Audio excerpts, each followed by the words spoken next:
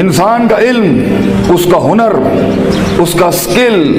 پار excellence signature اور دستخط تب بنتا ہے کسی فیلڈ میں جب وہ دو چیزیں اس کے اندر ہوں۔ جب وہ اپنے جگر کو، اپنے کلیجے کو، اپنی روح کو، اپنے دل کو، اپنے قلب کو ان دو چیزوں سے جب تک نہیں گزارے گا، اس کی زبان، اس کی آواز اور اس کے جسم میں وہ روحانیت پیدا ہی نہیں ہو سکتی جس سے لوگوں کے کلیجے اس کی آواز سے ہل جائیں۔ وہ تقریر کسی کا کلیجہ ہلا نہیں سکتی جب تک کہ اس انسان میں وہ دو چیزیں نہ ہوں۔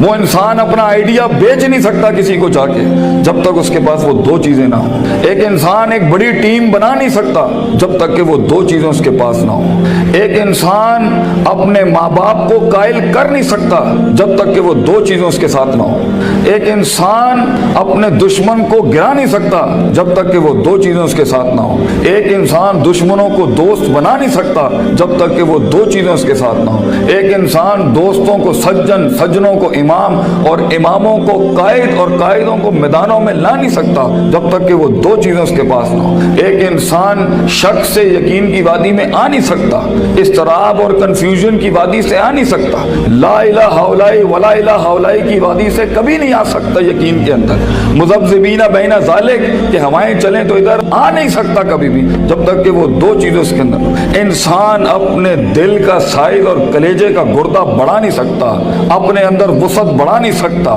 غم برداشت کرنے کی طاقت بڑھا نہیں سکتا، تیز طوفانوں میں دیے جلا نہیں سکتا جب تک کہ وہ دو چیزیں اس کے اندر نہیں ہو۔ وہ دو چیزیں بیٹا اگر زندگی میں تو نے سانس سے زیادہ اگر اپنی اس چلتی ہوئی سانس سے زیادہ اگر اس کی قدر نہ کی تو بیٹا زندگی کی اس سفر میں تو گر جائے گا، اور تو ایسا گرے گا زمین کے اوپر بیٹا کہ سایہ بھی تیرا ساتھ نہیں دے گا، کوئی سننے والا نہیں ہوگا، کوئی سہارے دینے والا نہیں ہوگا۔ یہ جمال، یہ کمال، یہ جسم کی جوانی، یہ چڑھتا ہوا جنون اور یہ بغاوتیں جو انسان کے اندر ہیں، جو اسے مجبور کر رہی ہوتی ہیں کہ اٹھا کے پھینک دو ٹیچر کی عزت کو،